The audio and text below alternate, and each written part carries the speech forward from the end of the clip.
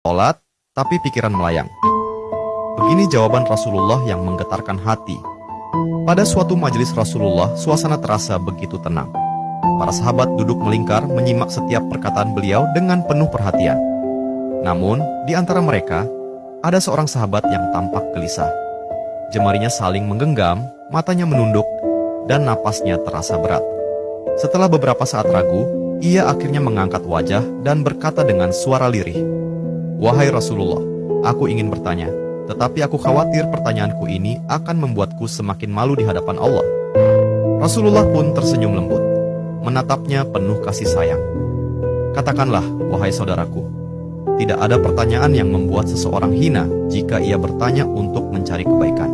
Sahabat itu menarik napas dalam, matanya mulai berkaca-kaca. "Wahai Rasulullah, aku merasa salatku sering tidak khusyuk. Kadang aku mengingat urusan dunia, kadang pikiranku melayang entah kemana. Aku takut salatku tidak diterima oleh Allah. Apakah dengan salat seperti itu, aku tetap mendapatkan pahala?" Suasana majelis seketika menjadi hening. Para sahabat lainnya ikut menunduk, merasakan kegelisahan yang sama. Mereka tahu betapa beratnya pertanyaan itu. Namun, yang terjadi setelahnya benar-benar di luar dugaan. Rasulullah tidak langsung menjawab. Beliau menatap sahabat itu dengan penuh kelembutan. Lalu tiba-tiba air mata mulai membasahi pipi beliau. Para sahabat terkejut. Mereka jarang melihat Rasulullah menangis dalam situasi seperti ini. Dengan suara bergetar, beliau berkata, "Demi zat yang jiwaku berada di tangannya, sungguh setan tidak akan pernah berhenti berusaha mencuri bagian dari sholat seorang hamba hingga ia teralihkan.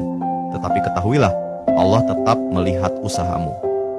Rasulullah menarik napas dalam, lalu melanjutkan, "Wahai saudaraku, jika engkau meninggalkan salat hanya karena takut tidak khusyuk, maka setan akan menang. Tetapi jika engkau tetap berusaha salat meski pikiranmu teralihkan, ketahuilah bahwa setiap kali engkau berusaha kembali kepada Allah dalam salatmu, saat itulah Allah menyambutmu." Mendengar itu, sahabat tersebut tak mampu menahan tangis. Begitu pula para sahabat lainnya. Kemudian Rasulullah melanjutkan dengan penuh kelembutan, "Bayangkan seorang ibu yang melihat anaknya berjalan ke arahnya, tetapi anak itu sering jatuh dan tersandung. Apakah sang ibu akan marah? Tidak.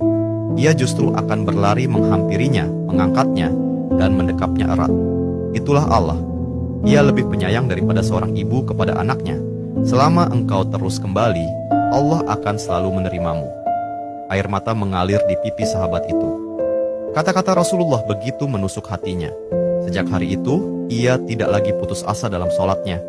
Ia tetap berusaha khusyuk, dan setiap kali pikirannya melayang, ia mengingat nasihat Rasulullah.